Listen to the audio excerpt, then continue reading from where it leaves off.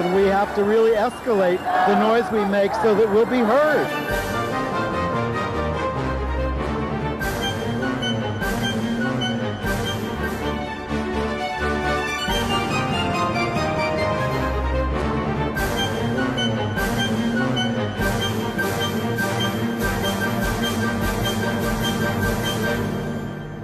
Welcome to Gay USA. I'm Andy Hum. That was a little loud. I'm Ann Northrup. And what's been blaring at you this week is the second HIV cure.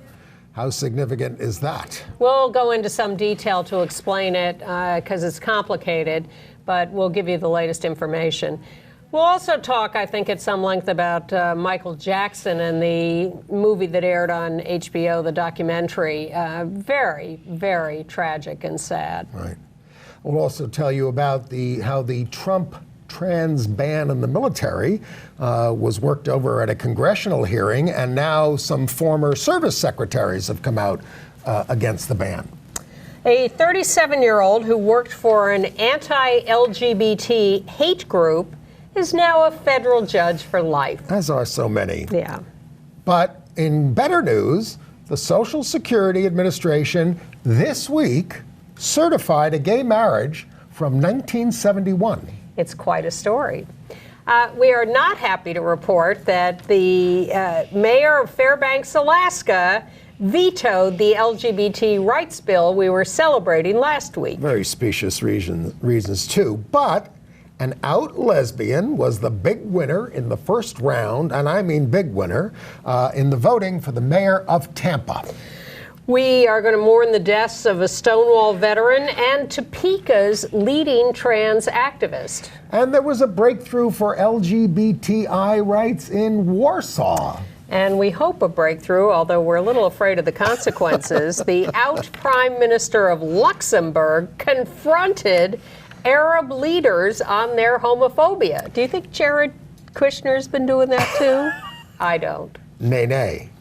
But China and Egypt are censoring Bohemian Rhapsody, even though the star is of Egyptian extraction. Right. Now, there are interesting details to that. But yes, the most interesting details at the moment are the story about another HIV cure. Now, every year there is this conference on retroviruses and opportunistic infection. So the reason you're hearing this news now is that the conference is taking place in Seattle. Scientists are presenting their papers. This one is not only being presented at the conference, but is written up in Nature magazine. So if you're looking for the full story, you can get Nature magazine to see this. But this is the one that made front page news. It did. Here's the deal. You may remember quite a few years ago, 12. A guy named Timothy Ray Brown, known at the time originally as the Berlin patient, was purported to have been cured of HIV, that it had been eradicated from his body, which of course was worldwide headlines because that has been the problem all along. People get HIV, we can treat it, we can control it, but can we ever get rid of it? And there was never any case of anyone having gotten rid of it. And we should say, although in other cases they can't get rid of it, they can make you undetectable to the point where you are not infectious anymore. Right. So that is the current state of affairs. But the gold standard, the goal has always been to take HIV-positive people living with HIV, and get rid of the virus entirely. Because even though you can control it on fewer and fewer medications that work better and better, ideally you would not have it in the first place. Right. So Timothy Ray Brown had HIV, and he had cancer. He had leukemia. And he was really in bad shape. And so they were going to do a bone marrow transplant, a stem cell transplant for his leukemia. They had no idea that it would do anything for his HIV. But it turned out that the donor of the material of the bone marrow had a gene mutation that happened to help his HIV. It changed his immune system, because that's what a bone marrow transplant does. And the new immune cells he got didn't have the receptor that HIV cells would attach to. Refresh me. Did they not consciously choose a donor who had this element so that it might have something to do with the I think it was accidental. HIV? I think they found it out in retrospect, right. but So, I could be wrong. All right, so we do know about this factor. It's called CCR5, Delta 32. You can look it up.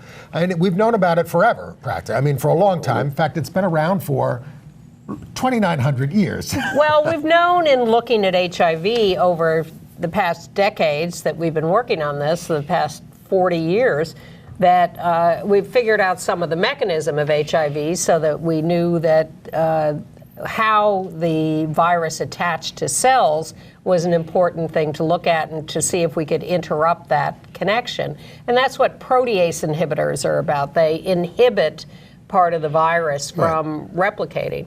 So that's what happened with Timothy Ray Brown, that, oh my God, his HIV has disappeared.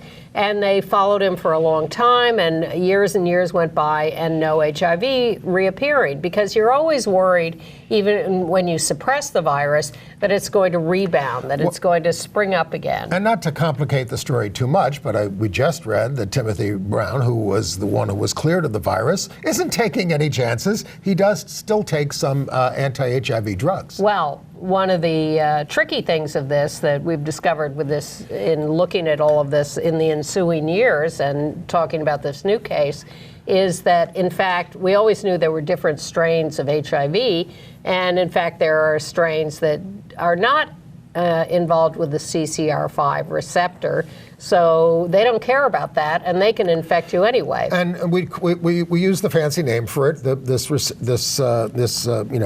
CCR5 Delta 32. But what it is natural immunity.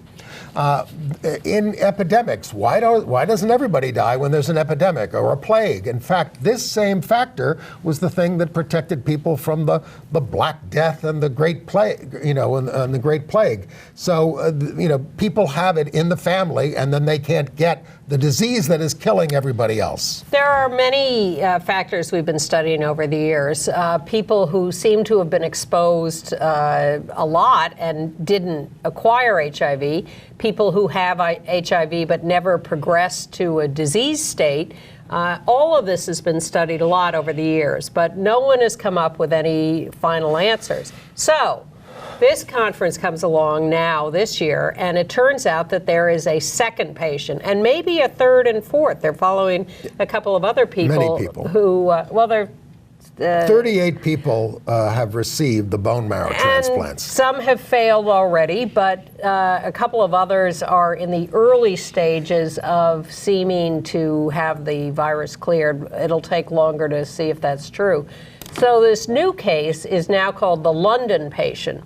And he's staying anonymous at the moment because he wants to make himself available for scientific study, and he doesn't want to become subject to, press mania or whatever.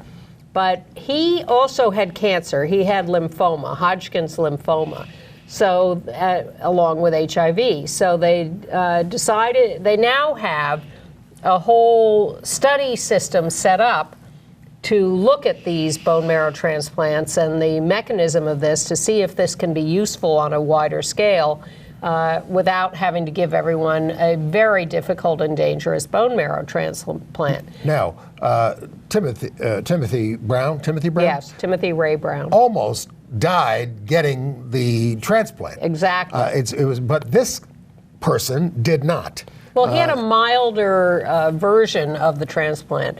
I think they had to do it twice in Timothy. This guy only had to do it once, and he had a milder experience. But he seems to have, at this point, about 18 months off any anti-HIV drugs, seems to have cleared the virus. Although we know the case of the child in Mississippi who we thought had cleared the virus with a heavy dose of drugs when she was first born, but then 21 months later, the virus reappeared. Right. So 18 months off is a good marker, but not final. So they're, in fact, calling it more of a remission than a cure, although the press is, of course, calling it a cure. And Dr. Fauci, who's been like the top AIDS doctor in the country all these years, says the problem with this is that it is not scalable, meaning you can't do it on a mass scale with lots of people because it's so risky, it's so expensive. But the question is, does it point towards other therapies that can be used down the line in order to either cure or treat HIV? Well, you remember the guy in China, the scientist who did some rogue gene editing, and the entire world came down on him and said, "Oh my God, you're making mutant humans and aliens, and how dare you do this on this individual basis?" But it turns out that what he was trying to do is a lot of what this study points to, which is finding ways to change your immune system so that you can become, for instance, immune to HIV. Right. Now, we are years and years away from this being available on any practical level, and it may or may not ever be available to the 35 million people living with HIV around the world. But it is important that we continue doing this work for them. We can't just dismiss them as, oh, they have it, it's too late, we're not going to deal with them. And who knows where this research could lead for all sorts of people with all sorts of things. And we should point out, because we don't talk about it all the time, but 35 million people have died of HIV/AIDS since the beginning of the pandemic. So Reagan and Thatcher let get out of control. Yeah, so this is, do not go running down to your doctor or your drugstore expecting to be able to buy the cure for HIV. That is not available. And it may not be available in any form, in any way for another decade or who knows when. I've always been a skeptic about cures, but I find this to be interesting and hopeful news in opening up our minds to different approaches. And Anne is usually quite skeptical. I had my blood work done last week and got into a talk with the person taking the blood about the whole thing about Theranos, that company that said they could take a drop of blood. And we're going to see a documentary about that soon. About that crazy woman who was running that firm. And who probably is going to prison. But they said was, because of all this publicity, and it's been disproven for years now that she was a fraud, people still come in and say, can't you just take a drop of blood and do everything? I read it in the paper. And so we have to be careful about what's in the popular press versus what's real. Right. So our goal here is to tell you, yes, this is interesting news. Yes, this appears to be a real case. Yes, there are a couple more maybe coming along, but 4 people out of 35 million is not something to hang your hat on. Now, what I was on, this drew me to other articles about this factor, this genetic mutation that prevents you from getting HIV, which is what they use to try to... Prevents you from getting some strains of HIV. Very, very important to say that. Yeah. And that's been around for a long time. I used to hear that it was like 1% of people of Northern European ancestry. Well, I mean, I read the scientific literature. It's more like 10% of people of Northern European and West Asian ancestry. And it varies by region in terms of how many people have this in the region. Now, it's sure, if you have that, you are not going to get the main strain, if we can say that, of HIV. But then, I read about, of course, we have made great strides of getting things under control with HIV in the West. But the CDC reported a 5-year decline in the U.S. HIV infection rate, which went on from 2013 to 2016, has stalled. Has plateaued, so we're not getting to the finish line here. There's after that dramatic decline. And then I read about what's happening in England. There, the incidence of new HIV infections among men who have sex with men and attend sexual health clinics fell 55% in 2 years, which is fantastic. But other STIs, as sexually transmitted infections, are going way up. 90% rise in gonorrhea, 160% rise in syphilis. So people are obviously... And chlamydia. Yes, people are obviously not using protection once they are doing things like taking PrEP. Well, that's the thing. They're using protection against HIV, and this is a very discrete cohort. It is people who go to these sexual health clinics at least twice a year and use PrEP. they are having a dramatic drop in new infections. But as you say, the sexually transmitted infections, the others sort are skyrocketing. And that leaves us open to another killer bug that could come along and, wipe out people if we are not careful. It's a vicious cycle. Use protection, please. We're going back to the 70s. Think about it. Where HIV got its toehold. Well, another report from this conference that's also good is that they have now certified a new drug for PrEP, Descovy, which has far fewer side effects or impact than Truvada. So that has now been officially certified as a better drug for pre-exposure prophylaxis, better bone density results, better kidney health. So that's another good thing coming out of this conference on retroviruses and opportunistic infections. Okay. So back to other news. Did you watch the Michael Jackson documentary? Every minute. I did too. Every minute. And the Oprah discussion with his victims. Yeah. Survivors, I should say. Yes, and an audience full of survivors of and their sexual abuse. Yes. Some of whom had been at her show years ago that she did with 200 men who were sexual abuse survivors. I just found the whole thing so sad. I certainly didn't have any doubts about the stories they were telling and their families were telling and everybody was telling. And I just sat there just feeling awful for them and what had happened to them. But then you have, of course, the Jackson family, which has an interest, coming out against it. But then Macaulay Culkin, who was one of the little boys that Michael cultivated, says none of this could have happened. He was wonderful, blah, blah, blah. He still feels compelled to say these things. Well, I don't know whether he was not abused because he was a celebrity or whether he just is still caught up in the inability to talk about it. The most interesting thing to me is, because what a lot of people say about these two guys who were the subjects of this documentary is, but you testified that Michael never did it. You went on the stand and lied, and well, not lied, they don't say you lied before. But the thing is, they were kids when this happened. They were 7 years old, and sometimes it went on for years. And they knew, and Michael told them, if you tell about this, my life will be over and your life will be over. And some of them were just coming into their careers and they didn't want to be known as someone who was molested. They also wanted to save Michael. They loved Michael. Yes. Even though he did all this to him, they loved him. What they found is that when they had children of their own, they looked at their little kids and they said, if somebody tried to do this to my kid, I would want to kill them.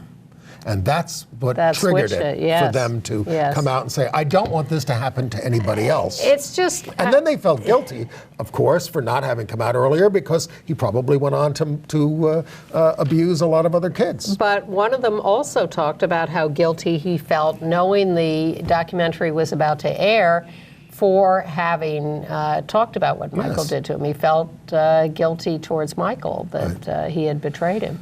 It's very complex. It was, if you haven't seen it, it's so important to watch it, I think. It's such a compelling and tragic story and tells us so much about the real world and how we cover things up and how people get manipulated. And I just found it absolutely riveting in a tragic way. And, of course, the very complex relationship with their mothers, who were there when this was happening. They were there at Neverland, and they claimed to have not had a clue, and they would have done something if they did, and they even asked about it from time to time. Is anything inappropriate going on while you're in the bedroom with Michael? But, and of course, they have trouble forgiving their moms for not They do, and their moms have trouble forgiving themselves. I don't have the slightest doubt that these women could have thought that their sons were perfectly safe in these situations. I think that's entirely believable. Sure. So I'm sorry that their relationships are affected by that. And I also think the Jackson family would have the faintest idea this was going on is ridiculous. It was hidden from them. The idea that they think they can testify to whether or not Michael did this is absurd. How many of you have been, sitting in the pews there in the Catholic Church while Father was saying Mass all these years, and you had no idea what was going on in many cases? Yeah. So, highly recommended, certainly available on HBO on demand, I'm sure. Well, big question. What's going to happen with the Michael Jackson musical? They say they canceled it out of town because of some union issues, but it's still scheduled to bow on Broadway. And Lynn Nottage, Pulitzer Prize-winning serious playwright, is doing the book. And she is not answering questions about whether she's going to stick with this project. I don't see how they can. I don't either, but I can see how up until this aired, they could have had a commitment to it, but now, how do you continue with it now? This was none of this was news. Don't forget, he was on trial for it, and he was acquitted. But we haven't heard this kind of direct testimony from the boys who were sexually abused, right. And it's hearing those direct stories that makes it so. It's another world. There now. was a kid at his trial who talked about all this, and Michael was found not guilty. Did we ever actually hear the testimony? I don't remember hearing it, but I can tell you that hearing it now really affected me. Let's go to some national news, shall we? Let's move on. All right, so the big news in our world this week was all about the trans-military ban. And 5 transgender service members, there they are from left to right, the first 5 there, not the guy on the far end. But those first 5 are all transgender people who have served in, I think they're currently serving, many of them, but they were not allowed to wear their uniforms to testify to Congress. Wow. Not allowed. And the military leaders who testified against them in uniform said that being trans is having a disease, and so Congress is holding hearings because there is a bill in Congress to overturn or circumvent the Trump attempt to ban trans members from the military. Which the Supreme Court is allowed to go into effect pending the court challenges. But there's still a couple of bans in effect, or injunctions against the ban in effect. So even though the Supreme Court has struck down 2 of the injunctions, there are still 2 remaining, so the ban is not in effect yet. So Congress is hearing this. This was the House Armed Services Subcommittee on Military Personnel. The 5 trans members of the military showed up to testify and talk about their years and years of blemish-free service. And then the Department of Defense sent in their representatives to say, you can't serve. We're not against the people. We have nothing against these people. But they have gender dysphoria, and that makes them ineligible to serve. And then they were asked, well, what if someone has had the surgery, has been on hormones for years or whatever, and they don't have gender dysphoria? They are who they are. They say, oh, no, that's like heart disease or cancer. You can't serve if you've had any of this treatment. No, that's like the fake crisis at the border. Well, the former secretaries of the Air Force, Army, and Navy, along with instructors at the Air Force and Coast Guard academies, are accusing the Pentagon, over that testimony, of deceiving Congress when they told them that medical treatment for trans troops keeps them off duty longer than other personnel. They said that there are 393 service members with gender dysphoria who've deployed in the Middle East, and just one of them was unable to complete their service due to any mental health issues. And of course, that happens for a lot of other people too, for other reasons. The Department of Defense testifiers said that they couldn't have trans service members because they require special accommodations. And the former secretaries of the Air Force, Army, and Navy and other people came in to say that is nonsense. Well, they said that's the same thing you said about African Americans serving in the military, and it's the same thing you said about gay people serving in the military. And women. Obviously. Yeah. So we'll see where this ends up. Presumably the House could pass something overturning the ban, but would the Senate do it? Highly unlikely. How do you feel about women being drafted? The courts are starting to look at that. I'm a believer in a universal draft for public service.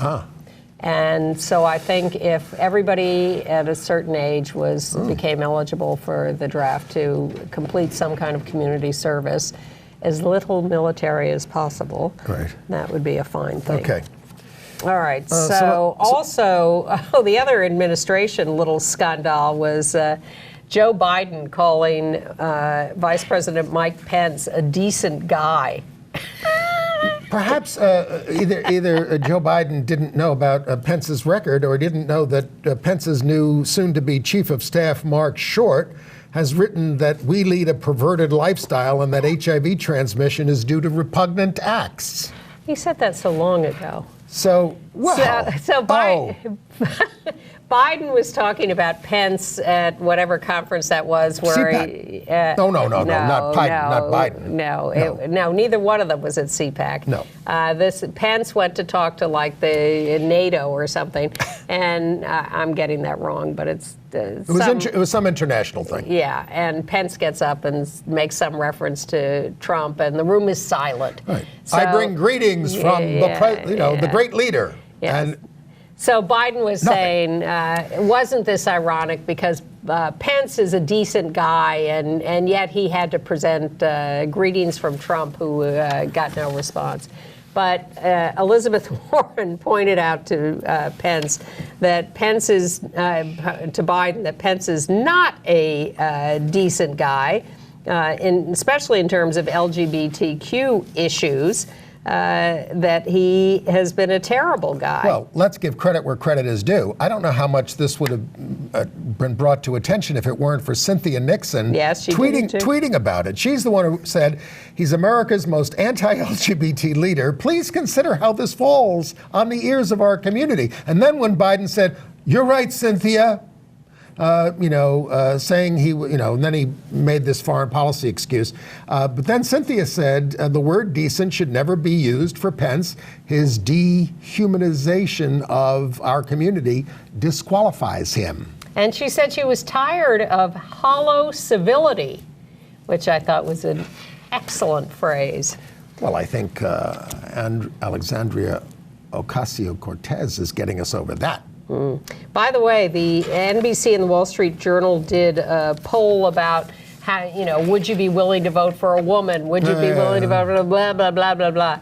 Would you be willing to vote for a gay candidate for president? And 68% of their poll said yes. Actually, they asked a gay or lesbian president. And that is up from 43% in 2006. I mean, Luxembourg has one, our prime minister. Other notes for the candidates who are on the trail. Bernie has declared himself a Democrat now. Pete Buttigieg is going to have his CNN town hall. This is the out gay mayor of South Bend, Indiana, on March 10th, Sunday at 9 p.m. Eastern. And Mike Bloomberg's not running, and Hickenlooper and Inslee are. And we have a terrible new judge on the Fourth Circuit. Oh, my God. Allison James Rushing, thank you. 37 years old? Yep. The youngest federal judge in the country, and she worked for Alliance Defending Freedom. She was an intern for them. Which is an anti-gay hate group. Oh, this God, is the Fourth Circuit, which is Maryland, North Carolina, South Carolina, Virginia, and West Virginia. The Trump people now have 1/3 of the judges in several circuits at this point, and they're only getting started. And they're figuring out a way, speaking of rushing, to rush even more through. So look, to stop this, we have to take back the Senate. in order to We prevent do. these judges. We do. And there are 34 seats up in 2020. 22 are Republican, 12 are Democrat, but it's going to be an uphill climb. So pay attention to your Senate races in your states. And the presidential race, that would help that would too. be good. But we do have one piece of good news from the federal government, and that comes from, of all places, the Social Security Administration. Yes. Well, you may or may not remember that a couple from Minnesota, Jack Baker and Michael McDonald, in 1971 got themselves McConnell, married. by the way. Oh, I said McDonald, McConnell. Thank you. That's all right. So they got themselves married in Minnesota. They went to one county first. They read the law, and the laws in many states didn't specify gender in the marriage laws because it wouldn't occur to anyone to have to question that. Right. So they said, well, it doesn't specify, so we want a marriage license. They were refused in one county. They went to the next county. They got a license. They filled out the form a little more gender neutrally. Well, one had adopted the other and taken a gender-neutral name, Pat Lynn McConnell, I think, and one didn't show up for getting the license, so that they pulled a little wool over the eyes. But then they found someone to marry them. I think I had that here, but I can't. Oh, a Methodist minister. A Methodist minister married them. Right. Well, and you know, in this country, a minister is an agent of the state in actually solemnizing your marriage. You get a license from the state, and then you go to a minister or a justice of the peace. And then there was an attempt to overturn their marriage. There were lawsuits. It went to the Supreme Court. The Supreme Court refused to hear the case. And that was used as a precedent against us for decades. Yes. Whenever the issue of same-sex marriage came up, they said, oh no, the Supreme Court has settled this. You can't do it. But all the Supreme Court said was there's not a federal issue here. Yes, because marriages were decided by the states. And they didn't look to see whether the equal protection federal laws should be brought into this, as they did finally with the marriage cases. So they have applied as a married couple, whether they legally were or not, for Social Security recognition of this and pension benefits or whatever. And the Social Security Administration just told them that, yes, they are recognizing the marriage. You have been married for 48 years. Happy anniversary. You may not have known it, but now it's official. That's a record for a gay couple. Yes. A 48-year marriage. Yes. Well, the Colorado couple was, I'm trying to remember exactly when that was. It was a document. It was around the same time. A couple of years later. Yeah, but one of them died, so. Yeah. Whatever. All right. Anyway, congratulations to Jack and Michael. A couple of other federal notes. By the way, Chelsea Manning was subpoenaed by the Eastern District of Virginia to testify before a grand jury, and was not being told what it was about. And she was in court this week fighting that, trying to quash it. I wonder what it was about, because it was Edward Snowden that got involved with the Hillary emails, right? He's the one who gave all the... Was he? No, I mean, it certainly was the WikiLeaks guy. Yeah, Assange. Right. All right, never mind. We didn't say any of that. We've read that ICE, the Border Patrol, is tracking New York City protesters against what they're doing now. And they do this to justify their existence, their huge budgets. They could be a lot leaner if they would stop doing that nonsense. And you saw a lot about the hate fest at CPAC and the unfathomable speech by the president. Did you watch it? Just the news reports. Yeah. I actually I watched Pence on C-SPAN for a long, because he came on, and I watched. It's just insufferable. Yeah. But Trump, one of his things now is he wants to cut federal funds to colleges that don't guarantee free speech. No details, just a red thing. And then the My Pillow guy, Mike Lindell, spoke at CPAC, the guy who sells you My Pillow. He told the crowd that Trump was chosen by God and called him the greatest president in history. Maybe you don't want a My Pillow, or he's now selling the My Pillow pad for your mattress late at night. Other political news around the nation. Well, we reported very happily last week that Fairbanks, Alaska had passed a sexual orientation and gender identity non-discrimination law at the behest of new city council member Kathy Otterston, who is an old protester colleague of mine and a trans woman who's on the Fairbanks City Council. They passed it 4-2, but the mayor of Fairbanks has vetoed it and says he wants a public referendum because this is just too controversial. Yeah, that'll be nice for the citizens of Fairbanks. Let's have an all-out public fight about the humanity of gay people. Well, the awful. city council can override the veto, but they have to have a vote of 5-1 to do it. So one person would have to change their vote. We need to flip somebody. Flip someone in Fairbanks. In Utah, we told you that the Mormon Church is amenable to banning conversion therapy, but some of the legislators aren't, and they're trying to gut the ban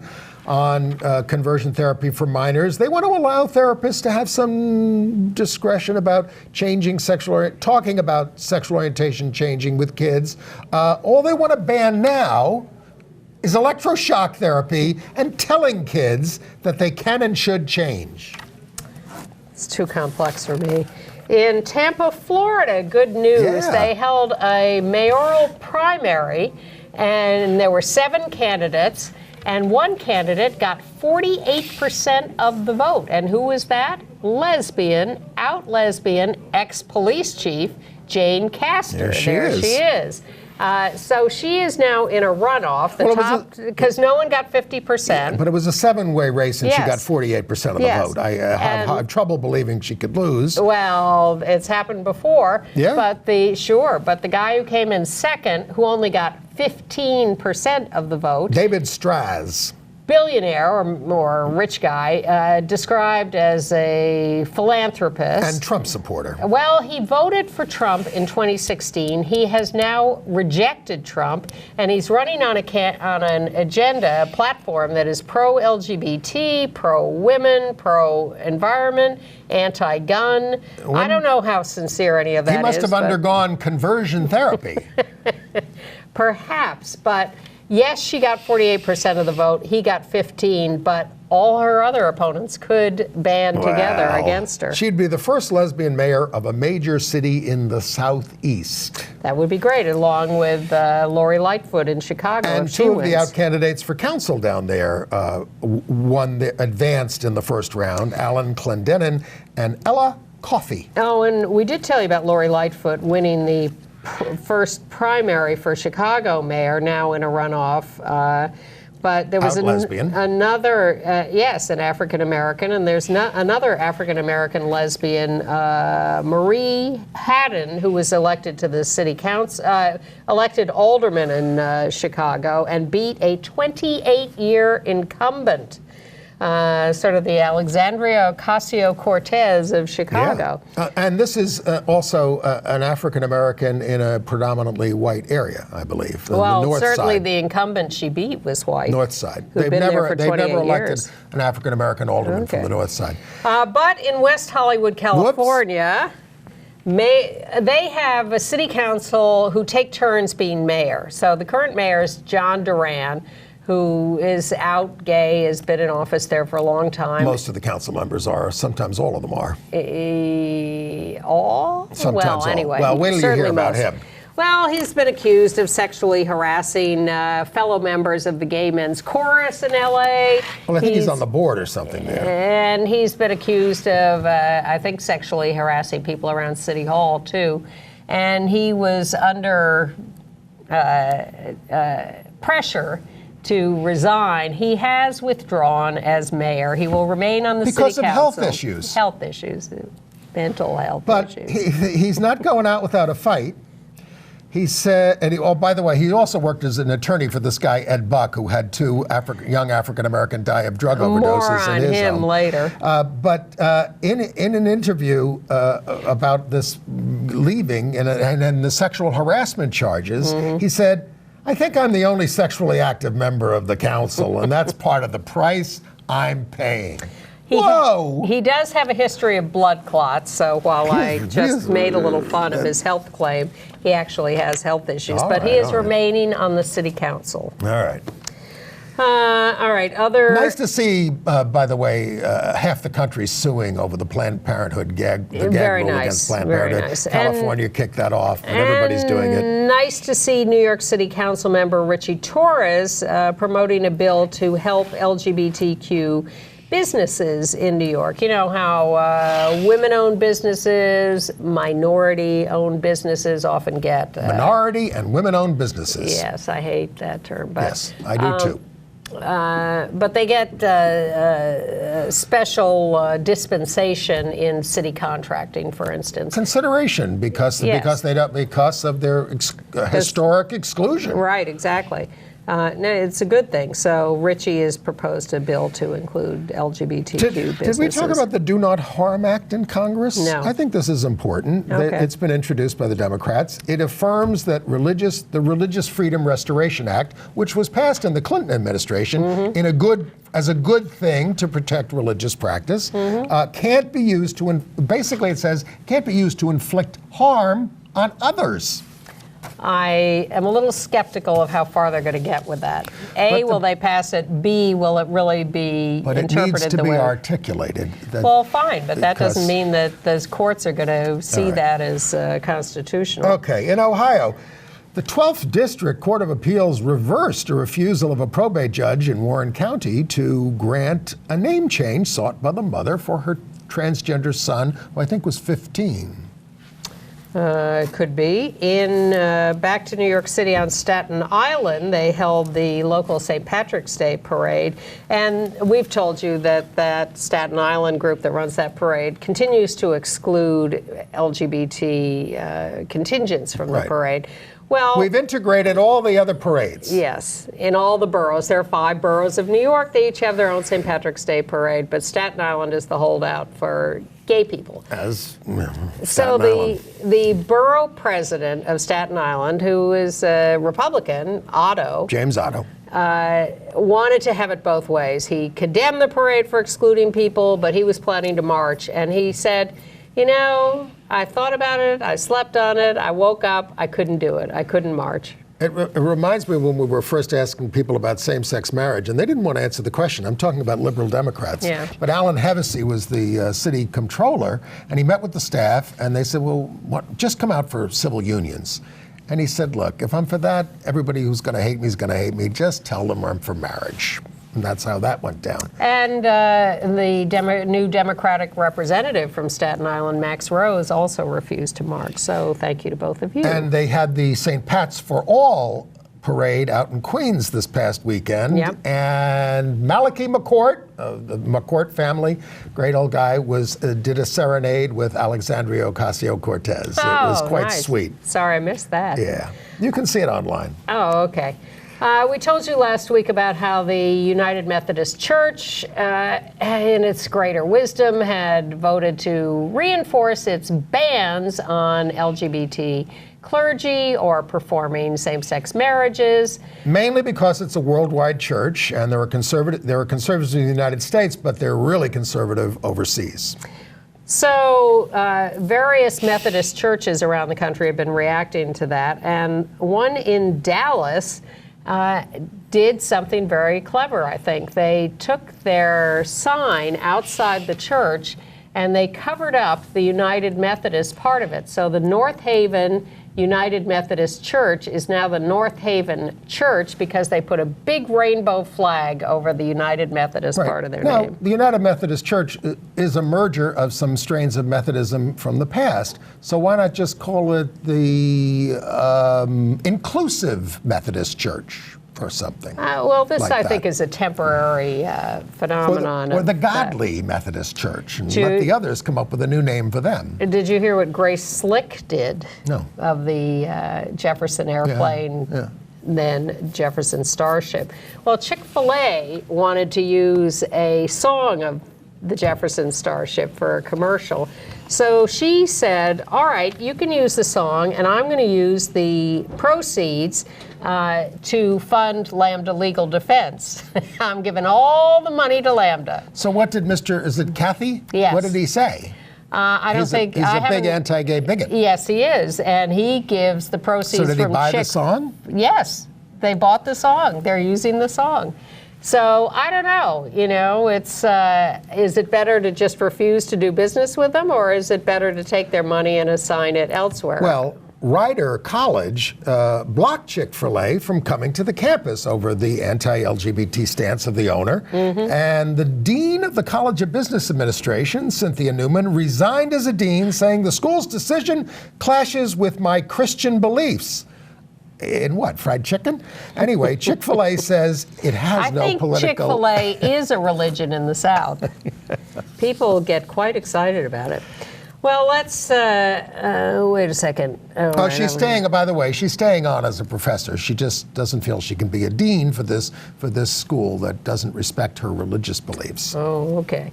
Back to L.A. and the Ed Buck story. Ed Buck's the big Democratic donor, older white guy, who has had 2 African-American younger men die in his home where they were consuming crystal meth, and nothing has been done to Ed Buck. So now the mother of one of those young men, mother of Jamel Moore, who was 26 when he died, is suing Ed Buck for killing her son by injecting him with crystal meth, and suing the district attorney for not prosecuting Good luck with that. Ed Buck. Good luck with that. And claiming it's because he's white. I forgot a St. Patrick's Day parade story. Buffalo.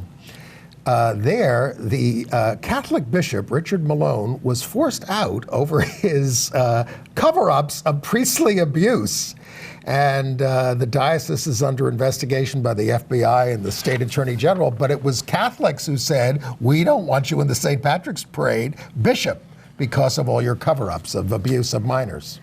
The Williams Institute, which is housed at UCLA Law School, has been following the LGBTQ population in the United States for many years. And their latest survey, or their latest analysis of data, looks at how many people identify openly as LGBT. To the Gallup poll. Yes. Which is a conservative poll. Well, it's a poll, though. It's somebody calling you on the phone. Yeah. Are you gay?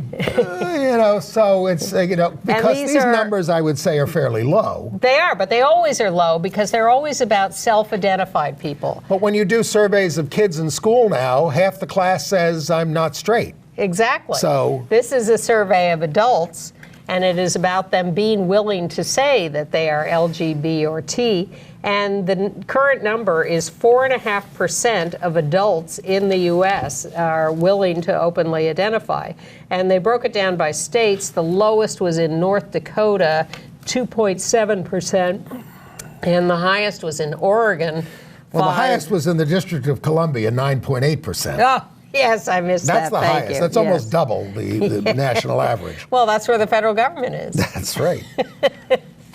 But Oregon is the biggest state at 5.9. I hope they're not working at the Trump Hotel. But they also found that of these people who self-identified, 58% are female. Yeah. Interesting. And 29% of LGBT people over the age of 25 are raising children. And we struggle more economically than our non-LGBT counterparts. More food insecure, more low income. 25% have household incomes below $24,000.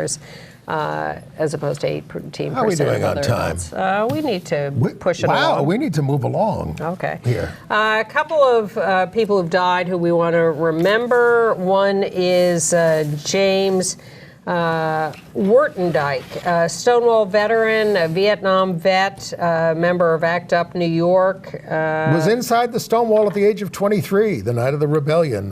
Was drafted into the Vietnam War, disowned by his family for coming out, etc. But a lifelong activist, Gay Liberation Front, etc.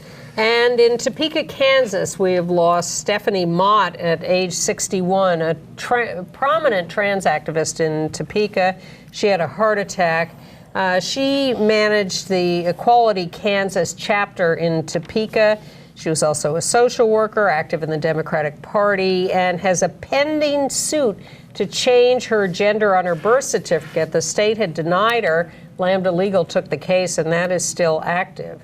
Now, what's this with the bar in Queens and Woodside? The Bum Bum Bar in Woodside, Queens has closed. It was the gay-owned and operated, catering mainly to Latina lesbians. There they are.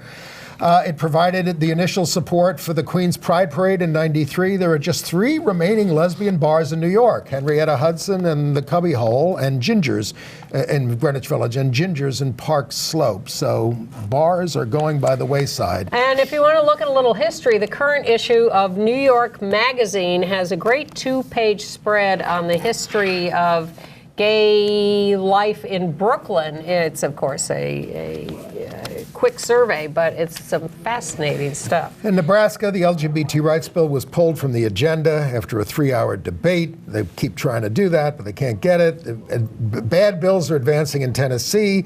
The Georgia Senate reintroduced anti-LGBTQ Religious Freedom Restoration Act, but the Washington State Senate passed a bill to require public schools to adopt policies to protect trans students, and that goes to the House. Okay. Can we do international news? Let's do it, because we do have... Let's whip through. All right, in Warsaw, Poland, the mayor signed a declaration that affirms LGBT, where did I just have that, rights. Provides shelter, community center, anti-discrimination laws, sex education. The right wing is freaking out, but there's a happy crowd around the mayor celebrating. And we told you that the lesbian prime minister of Serbia, conservative government, is Benebish. Her partner had a baby through artificial insemination, which is illegal. Is a doctor. Which is illegal in Serbia, it's not sanctioned in Serbia. But there's been a lot of backlash from lesbians who say, you don't have any legal relationship to this child as the result of your government's policies. And you're supporting it. You're a puppet of the right-wing president. But they're also happy that this has happened and is being talked about. Well, I won't tell you what some of her colleagues in both parties are saying awful things, homophobic things about her. I'm not going to repeat them. We've told you about the trans exclusionary so-called radical feminists in Britain who've been very obstreperous. Well, some feminists who support trans people signed a big letter in Scotland supporting trans education in the schools. And Emma Thompson signed on to the letter, too, because she is an intelligent person. We've told you about the out-gay Prime Minister of Luxembourg, Xavier Bettel. Well, he confronted Arab leaders over their repression of gay rights at a summit of EU and Arab leaders. You could have heard a pin drop in the room in Egypt there. He's married to a man, and so this group passed a thing about human rights, but they wouldn't pass a thing about freedom of expression. He said, I'm gay, I'm married to a man, some of your countries would kill me. Saying nothing was not an option for me. Let that be a lesson to you. Good for him. All right. In the UK, the House of Lords, both Labour and Conservative sponsors withdrew their marriage bill for Northern Ireland. They said it was a tactical maneuver. In China, when the Oscars were telecast, they censored Rami Malek's speech when he referred to Freddie Mercury as a gay man. They translated the gay man as a special group. And then, of course, they're censoring the film, as is Egypt, where the the immigration ministry, tweeted favorably about Rami, but also is censoring the film. Yeah, but here's the thing. They're taking 1 minute out of the film because that's how much gay content there is. He goes with the guy from Downton Abbey who was the chauffeur. What's his name? I'm sorry. Whatever, People we don't will have tell me. time. Malaysia, the tourism minister said at a Berlin tourist conference, or an international fair, that his country doesn't have any homosexuals. In South Korea, the National Human Rights Association rejected a petition by a married gay couple, a Brit and a Korean guy, They were married in the UK, but they would like to have marriage discussed. In Taiwan, freedom to marry is welcoming the same-sex marriage legislation, even though it's sort of, out of the civil code. And then some conservatives are trying to scuttle parts of it. In Israel, a rabbinical student walked into a pizza parlor. He was wearing a T-shirt that said Cincy, as in Cincinnati, in rainbow colors. And the guy said, behind the counter said, "Are you gay?" And the kid says, "Yes." And They showed him the door. They said, "Get out." Well, he sued and he got $4,200. Which he's giving, I have $4,500, but he's giving it away to the legal group that helped him. In British Columbia, a judge ruled that a 14-year-old trans boy has the capacity to consent to his hormone treatment, even though his daddy doesn't want it, and his mom says it's okay. And in Iran, a lesbian, I think she's a lesbian, is waiting sentencing after being charged with acting against national security by advocating for normalizing same-sex relationships. She faces up to 5 years in prison. And in Kenya, business group says they're losing $1.3 billion because of their anti-LGBT bigotry. Annually. In AIDS news, aside from what we've already told you, ACT UP, Rise and Resist, other doctors, nurses, healthcare activists, medical students held a demonstration outside of Pfizer here in New York. They called it Picketing the Profiteers. Price gouging. All these companies raise their drug prices. Got a couple of minutes for entertainment news? Yes. Again, a reminder that Broadway Backwards is March 11th. They've added, this is for Broadway Cares and the Center, the LGBT Center. They've added Darren Criss, Leah Delaria, and Rosemary Harris. Nice. Along with Len Cariou, Andrew Reynolds, Kathleen Turner, Donna McKechnie, and Bebe Newworth. All right. That's a great show. Leah Delaria is at Joe's Pub this weekend if you want to go see that. And I want to let you know that Billions is coming back to Showtime on the 17th, a week from this Sunday, with Asia Kate Dillon, the non-binary character who was such a hit on the series, who also appeared on Project Runway as a judge last week. And the challenge was to make non-binary clothing. Nice. Now, I gave a not-so-hot review to the Robert Mapplethorpe film with Matt Smith as Mapplethorpe, but I went to the Guggenheim Museum to Implicit Tensions, Mapplethorpe Now. That's through July the 10th. It's a trip through his photographic history. They own a lot of it. That is a much better way to appreciate the artistry of Robert Mapplethorpe, is just to look at his work, and they've got a lot of it on display. The really naughty stuff is in the back. Just like at the Corcoran. He did all that S&M stuff, but he said, it doesn't mean sadomasochism to me. It means sex and magic. Okay. And the Pet Shop Boys are out with their 4-song EP, Agenda, which is all political songs. Give Stupidity a Chance. What are we going to do about the rich? The Forgotten Child, and On Social Media. So you might want to check that out. You want to feel old? Robert Mapplethorpe will have been dead for 30 years on Saturday. I already feel old. But the Olivier Award nominations came out. Fun Home nominated for Best Musical. The Inheritance for Best New Play. These are Gay, Lesbian, and Ian McKellen for playing King Fun Lear. Home is being nominated for awards in Britain? How long did it take to get there? For God's sakes, you think Mapplethorpe's been dead a long time. Fun Home's been out for quite a while. Okay. All right. Well, so has Lear. To be continued next week.